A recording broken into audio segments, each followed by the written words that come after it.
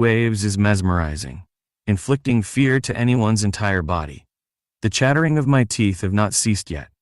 I have kept my jaws locked together so long that they are beginning to hurt. Eamon leans against the smooth wall of the bridge's first inner column. It's very dark under the bridge.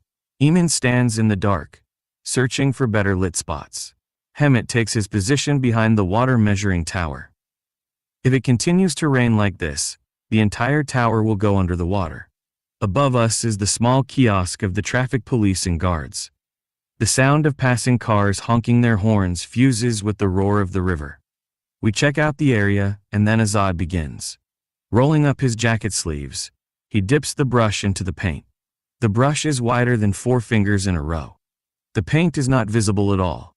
The white surface of the dam, on the west bank of Karun, gets wet for a second under the brush before the wind dries it off. The sound of a policeman's whistle startles us all at once. Ahvaz stops writing. I look up and see a policeman running quickly toward the lawn-covered triangle. Ahvaz darts a glance at me, shrugs his shoulders, and carries on with his writing. His amber-like hair looks brown in the dark. For a second, a thunderbolt followed by a rumble illuminates every space. The clouds split apart, and moonlight pours down. Now our shadows stretch long before our feet. I look at Eamon, who pulls himself into the shadow of the bridge. We will all step into the shadow, and wait there for the moon to disappear behind the clouds. Ahmad whistles a familiar tune. We gaze at the measuring tower. Ahmad's shadow has moved away from the tower's shadow. We hide the can of paint and the brush behind a large boulder, covering it with small and big stones, and sit a few feet away from it on a large cliff prodding out of the sand along one of the Karun's basins. I see Ahmad coming our way. Following him at a distance is the guard from the kiosk. Eamon strides on, jumps over a few rocks, and then sits down beside us.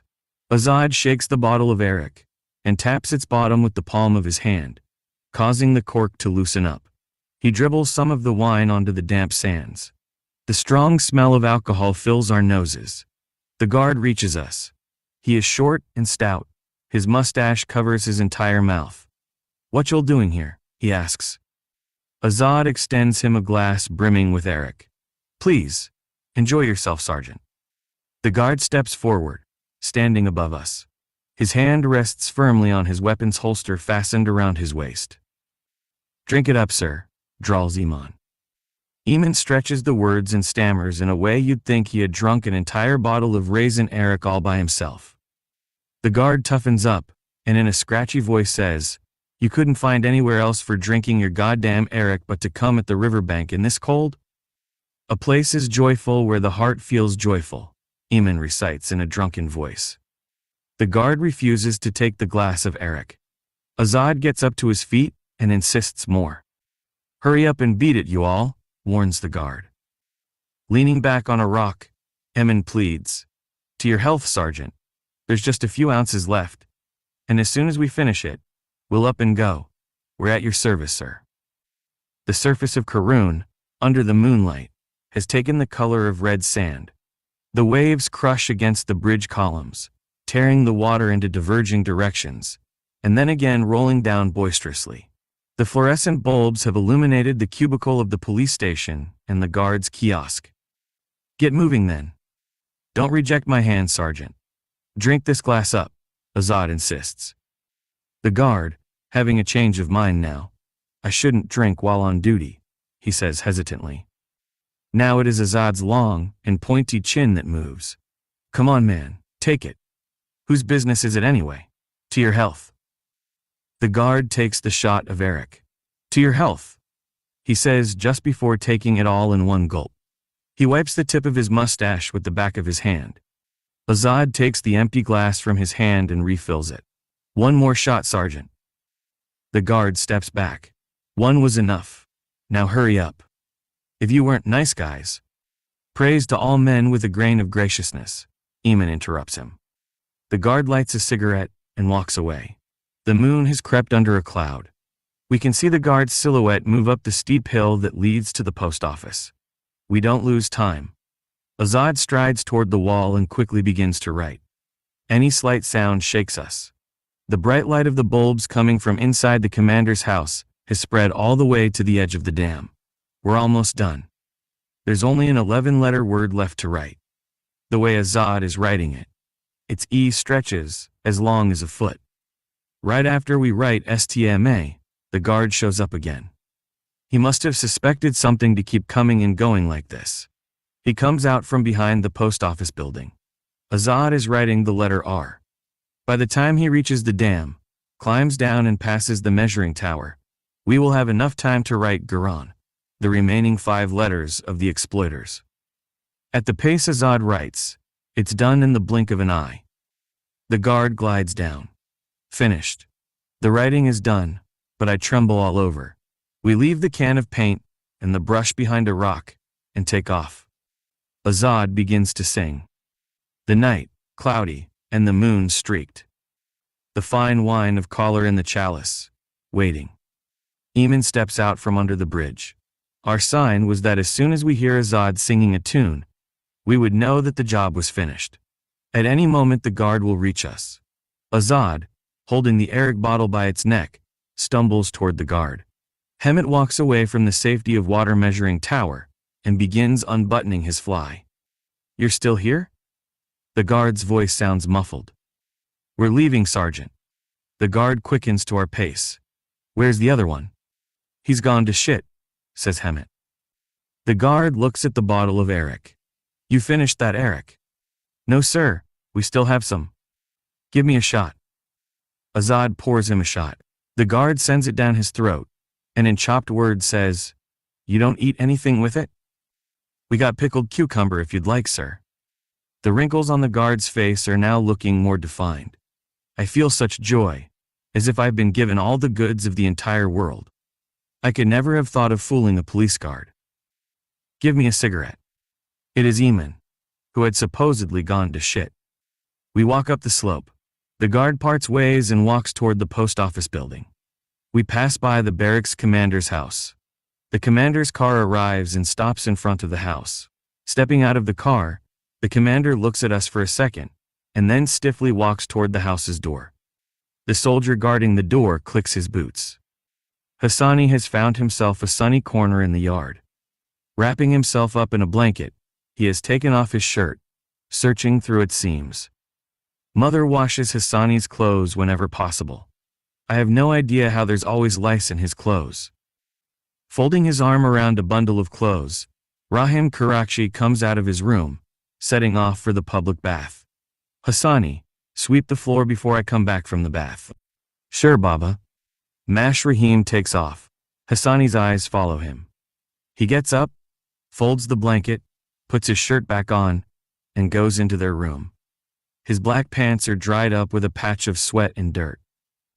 Ibrahim has turned into a complete wanderer. He doesn't even set foot in this house anymore. Just like an ass, he stands erect, face to face with Rahim Karachi, and says whatever cuss words he wants to. He follows Khaled and Chinook's asses around.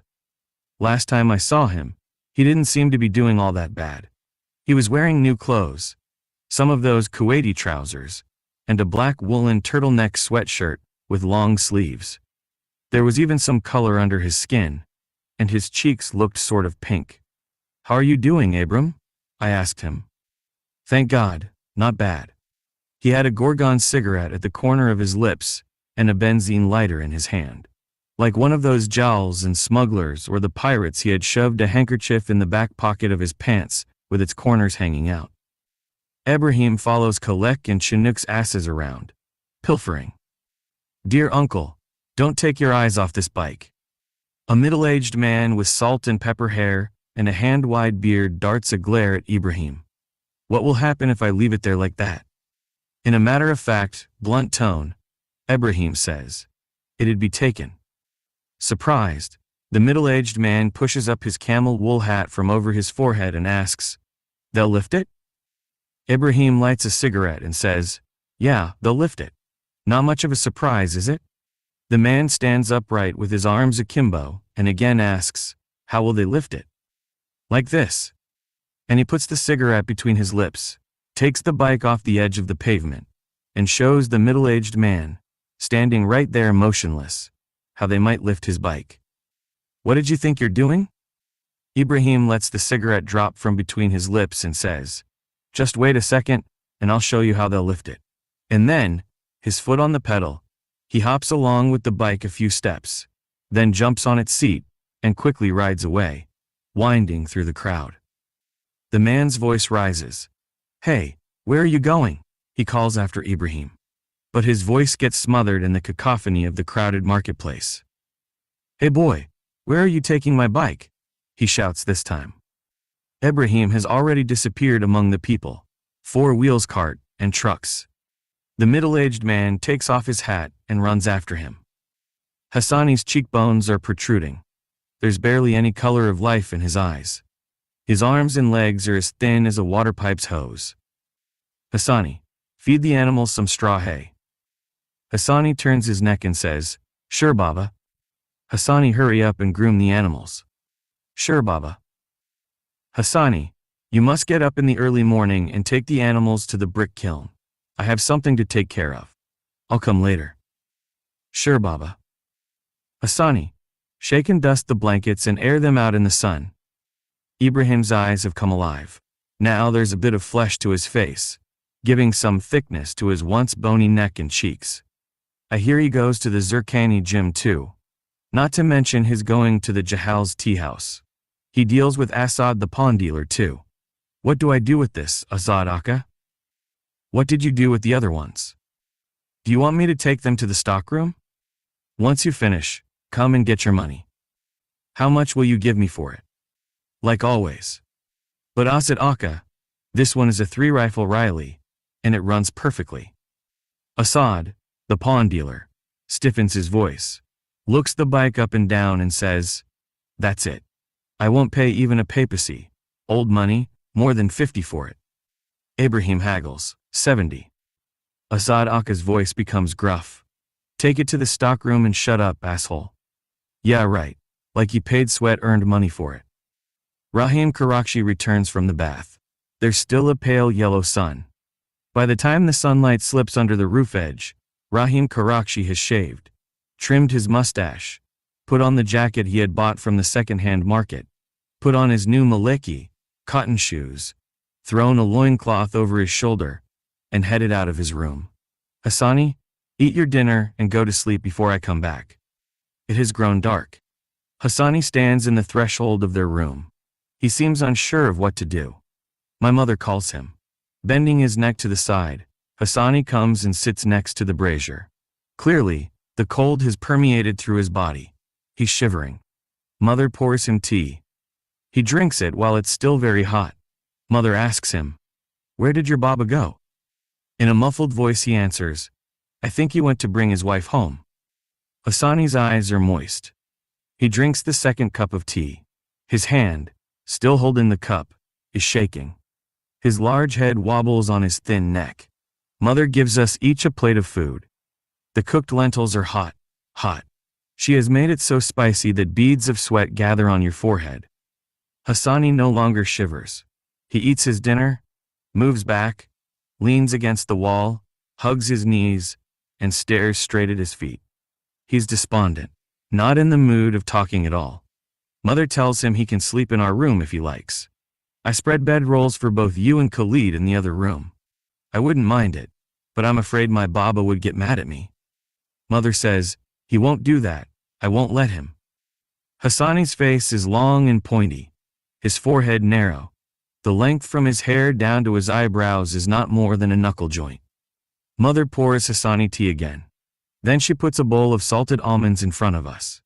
While we eat the salted almonds, Mother spreads the bed linen for us in Father's room. It's still not far into the night by the time we lie down. I don't feel sleepy at all. Hassani is restless. He keeps tossing and turning. 1 minute he folds his legs and presses them against his stomach. Another minute, he lies on his back, then again faces down. I hear him moan faintly. I ask him why he's so restless. He says, it's nothing. Mother is still sitting next to the brazier, doing nothing at all. Just sitting. She's got into the habit of sitting next to the brazier, hugging her knees till midnight during the winter. If she has sewing and needling, she keeps herself busy this way. Otherwise, She keeps drinking tea till midnight. She entertains herself with drinking tea and flipping the charcoals. That's it. Hassani stretches his legs and turns around. I'm guessing he's suffering from something. That is why he is so restless. I ask him again, are you in pain or something? No. Then why do you keep tossing and turning? Nothing. I just am. I know he is lying. I mean, if you're feeling all right, you would just sleep. But Hassani, it seems like you're in pain. He turns his head and looks at me. You're in pain, aren't you? I'm afraid, Khaled. I'm afraid. Afraid? What you afraid of, Hassani? He whispers. Please, Khaled. Talk quietly. His voice sounds like a tiny mouse's, as if he is squeaking. Got it. Now Hassani, tell me. Hassani murmurs. I don't want anyone to know. I promise you that I will keep his words and pain to myself. You know, Khaled. Yet, he changes his mind and does not say whatever he was about to say. Instead, he rolls his body over one arm, folds his legs into his stomach, and presses on. I move closer to him. Tell me. I promised you I would not tell anyone about it. Tell me. Maybe I can help. He turns around again and looks at me. His lips are trembling. Remember, you promised. All right. I promise you. Like a man would. You know, Khaled? I can't. It burns. I can't piss. It aches. I feel like I'm on fire. I can't make anything out of what Hassani tells me. I pull my body up and lean on my right elbow and crane my neck. I can see Mother through the middle door, still sitting next to the brazier and dozing off. I can hear Jamila snoring quietly. The pump light reflection has left Mother's face half lit and half dark. I'm sure Mother won't